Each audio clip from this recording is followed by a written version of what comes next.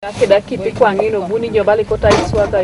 Aliao, now 23 years, forced into early marriage at 14 years, got the problem of fistula with her first pregnancy after she labored for 5 days and was only rescued by a traditional birth attendant who pulled out a still baby.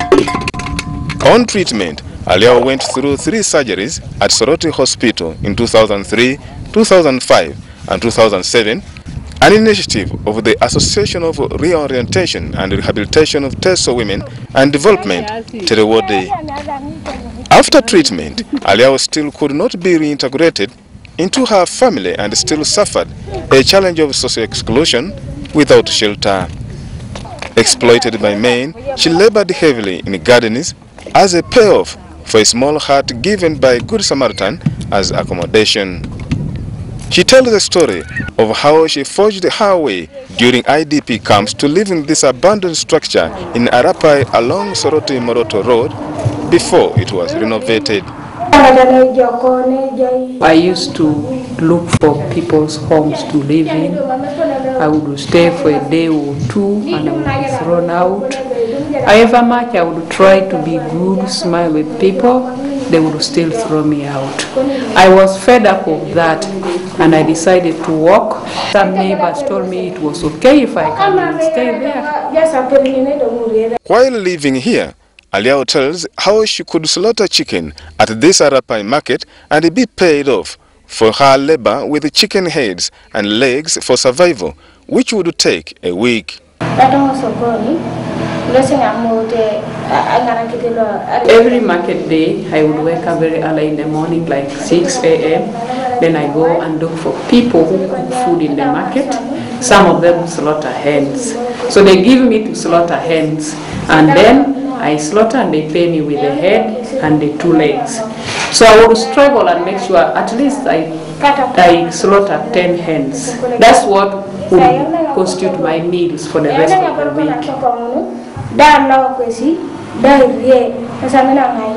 Aliao also labored at a school in Arapai, digging out cassava or potatoes, peeling them, and in turn earned 3,000 shillings if at all she worked from 8 a.m. up to 6 p.m. Whereas in the local community, she would earn only 1,000 shillings a day. Thanks to Teso Day, Aliao is now cured of fistula and looks fine. But the challenge remains for Teso Day Association to find shelter for those treated as they get reintegrated in the society.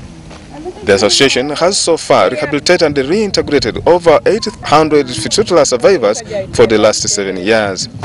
There are an increasing number of fistula survivors who have nowhere to go back after they have been discharged from the treatment facilities. Out of the 800 women that we have supported and worked with to access treatment,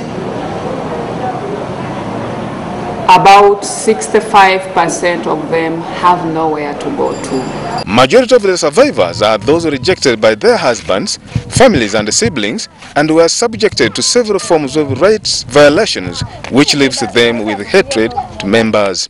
Even after receiving post-operative counseling services from the organization and continued follow-up and mentoring them and educating them, they still remain unhappy with some members of their families, and also the families also remained unable to accept them back. But Soroti district is constrained with conditional grants that limit the authority in offering immediate support, and now the leadership suggests that NGOs in the area should work together to set up a reformatory home to rehabilitate the fistula survivors until they are grown up to the age they can make own decisions. In the network of the NGOs, I wish there could be a problem where they can discuss and say, yes, in Soroti now, we have got these children, we have done this to them, but now we need to rehabilitate them in a certain center, to a certain age. We as a district, yes, we have those thinking, we have even the land, but we do not have the means. Egunyu also suggests that the laws should take course for persons who create problems to the young girls. If the road is doing very well in helping these children, can it extend the arm, also begin prosecuting the persons who have given us what? A problem. The authorities also say that the parents and clan leaders have a responsibility of restoring the moral behaviors in the children to avoid such incidences. Unfortunately, parents want their girl children to get married at the tender age as they expect bride price from them. Stephen Mwiri, WBS News.